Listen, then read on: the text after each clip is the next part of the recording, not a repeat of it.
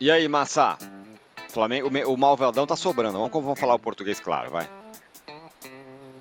Tá sim, o Flamengo tem jogado hoje. Hoje é o melhor futebol do Brasil, né? Acho que ninguém discute. Um pouco nessa linha também. Eu acho que é Flamengo e Fluminense. O Vasco fala em vingança e tal. Olha, é uma promessa difícil de ser cumprida. Não é, é duro, hein? É duro. O Flamengo para mim é favorito, favoritaço, mas eu tô nessa linha de Flamengo e Fluminense mesmo.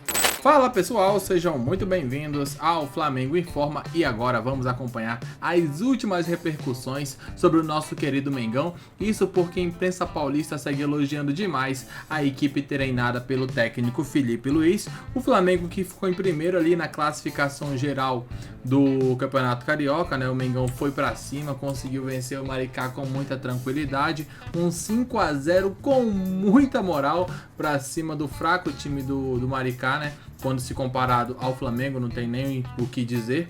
E com isso, o Mengão vai muito forte para essas semifinais. Enfrentará o time do Vasco numa das semis, na outra será Fluminense e Volta Redonda, e eu vi até comentarista falando que essa final entre Flamengo e Vasco é mais desequilibrada do que a semifinal entre Fluminense e Volta Redonda, e a imprensa paulista elogiou demais e falou um pouco sobre o que esperar desse timaço do Mengão que vai em busca do Cariocão. O link do programa G4 lá da Band estará aqui na descrição para que vocês possam acompanhá-lo na íntegra.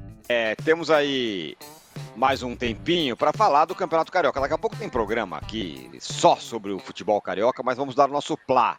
Flamengo amassou o Maricá, primeirão, o Botafogo sabático tá fora de mais uma. Incrível, né? O time ganhou tudo, tá fora, tá eliminado e não tá nem na Taça Rio. Vai ter que remar para ir para a Copa do Brasil do ano que vem. Olha que loucura a situação do Botafogo.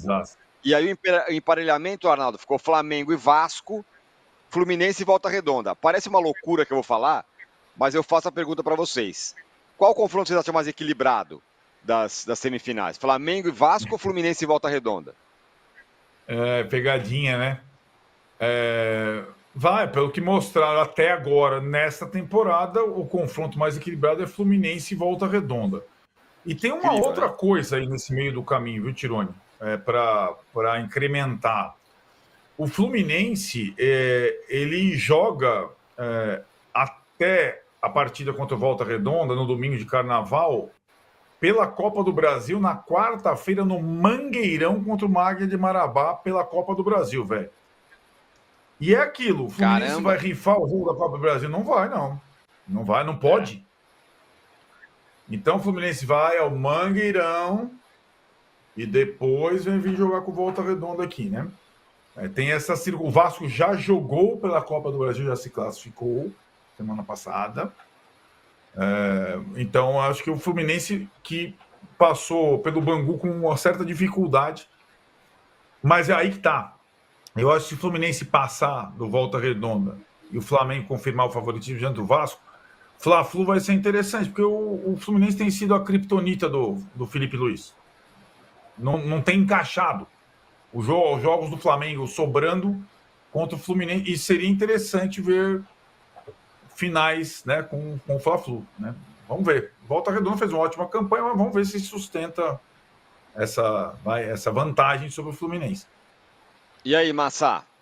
Flamengo, o Malvadão tá sobrando. Vamos falar o português, claro, vai.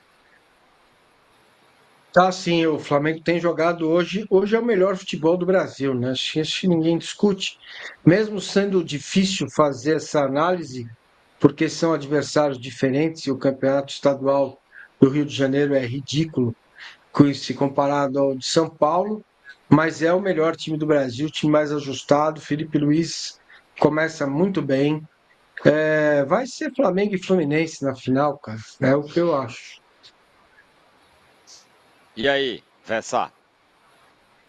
Eu tô um pouco nessa linha também. Eu acho que é Flamengo e Fluminense. O Vasco fala em vingança e tal. Olha, é uma promessa difícil de ser cumprida. Claro que é futebol, tudo tá aberto, mas jogadores falando, tô com a gana de devolver e tal, chega vingança, olha, Essa é daquelas promessas assim, é tipo eu e o Massa falando, nós vamos andar a pé até o Rio de Janeiro e voltar e não é duro, hein? O Flamengo para mim é favorito, favoritaço, mas eu tô nessa linha de Flamengo e Fluminense mesmo. Agora, esse negócio do Vasco é uma coisa meio melancólica, né? Porque a gente tá falando aqui que Fluminense e Volta Redonda vai ser mais equilibrado. Porque o Flamengo não toma conhecimento do Vasco há muito tempo, né?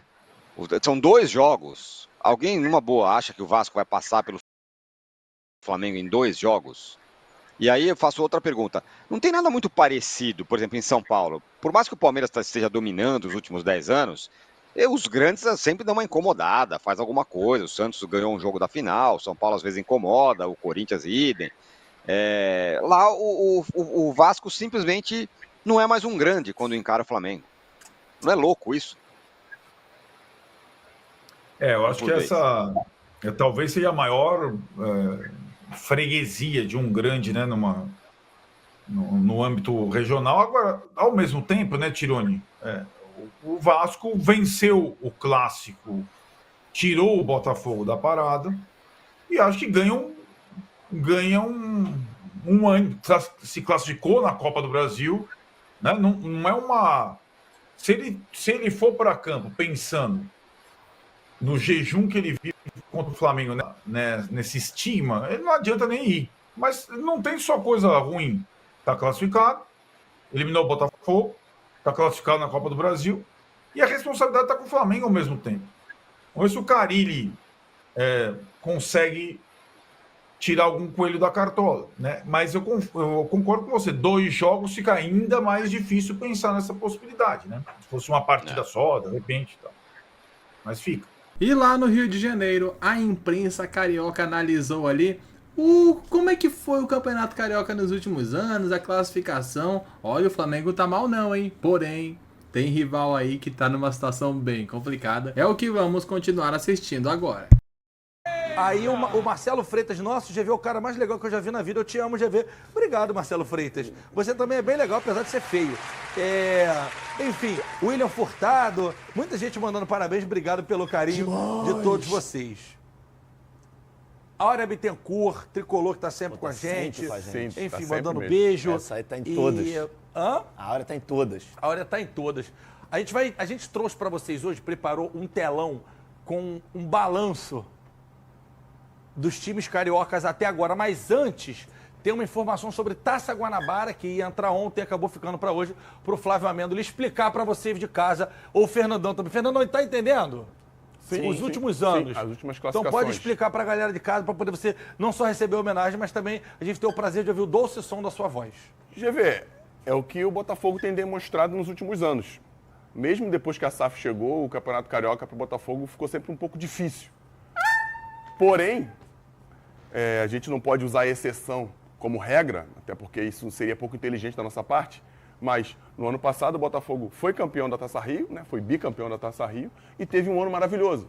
Isso não quer dizer que, fazendo a mesma coisa esse ano, só que esse ano nem na Taça Rio ele está, que aconteça a mesma coisa, até porque são jogadores diferentes. Estava falando das contratações. Quando o Almada chegou ao Botafogo, ele só tinha sido um jogador que participou do Mundial na Argentina, com uma participação mínima, se é que participou, não tenho certeza.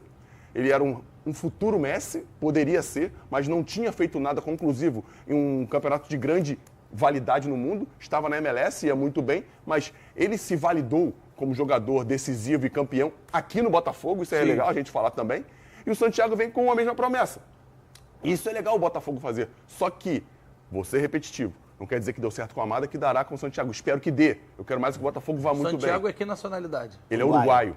Ele é titular da seleção? Não, mas é convocado com frequência. Tipo Almada na Argentina. É isso aí. E isso também não quer dizer muito, porque o Arrascaeta nem sempre joga na seleção uruguaia. Nem e aqui no Brasil... Não, nunca joga. E aqui no Brasil... parece que odeia ele. Ele jogaria em qualquer time. Acho que até na seleção brasileira.